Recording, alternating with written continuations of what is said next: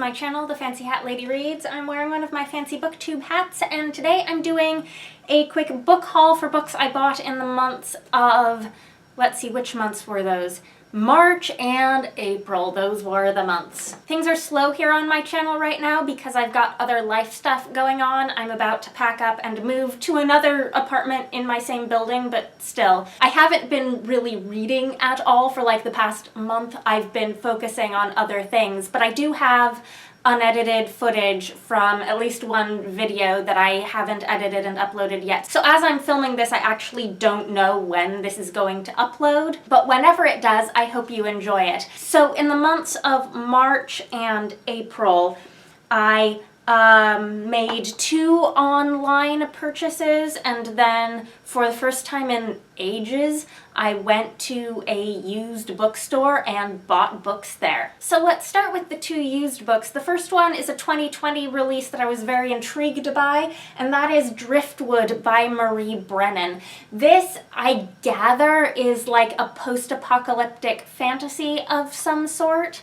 It's a fairly short novel-length book, and this is one where once I saw the cover in person, the cover just seems much cooler than it did when I saw it online. It's got these bits of like a fragmented map, and it's also got like these faint traces of a pterodactyl and a hot air balloon, so I have no idea what's going on with that, but that's certainly very intriguing. The other used book I bought is this edition of The Naming by Alison Croggon. This is the first book in the Pelennor series, which is a 4-book YA fantasy series from the early 2000s that I've had recommended to me quite highly. These are relatively new editions. You can see the covers of them look like this.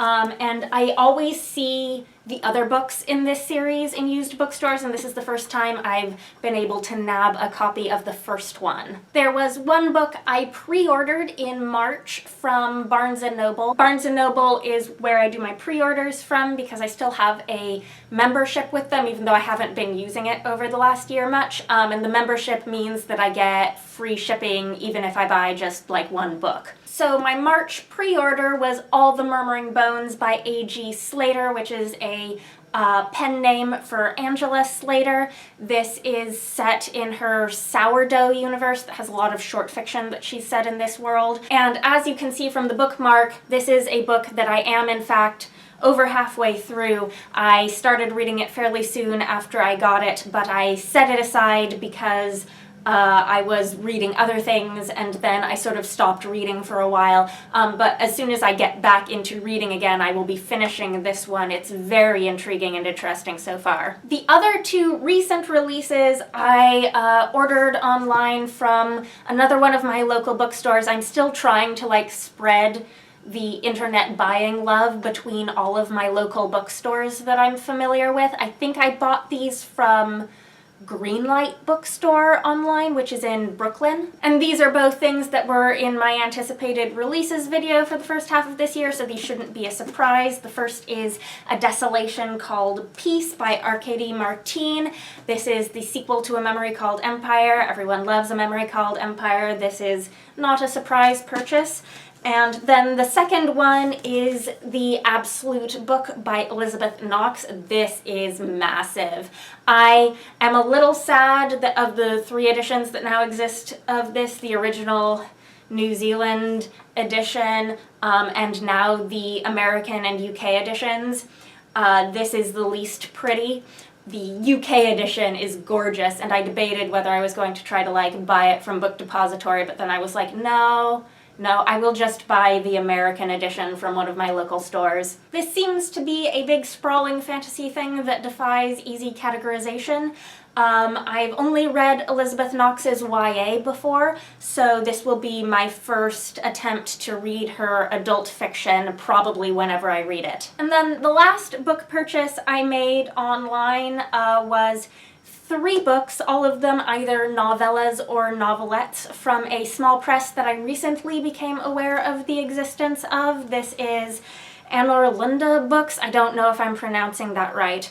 I'll link their website down below. They are a small press that focuses on short-length books across all genres and styles as far as I can tell, but they have a number of SFF titles I was interested in. I stumbled across them because I was seeing promotion for the newly released sequel to one of the 3 books that I purchased, and the one that just had a sequel released is this one. It's called The Inconvenient God by Francesca Forrest. This is a very short novelette about a decommissioned god who refuses to be decommissioned. This sounds absolutely delightful.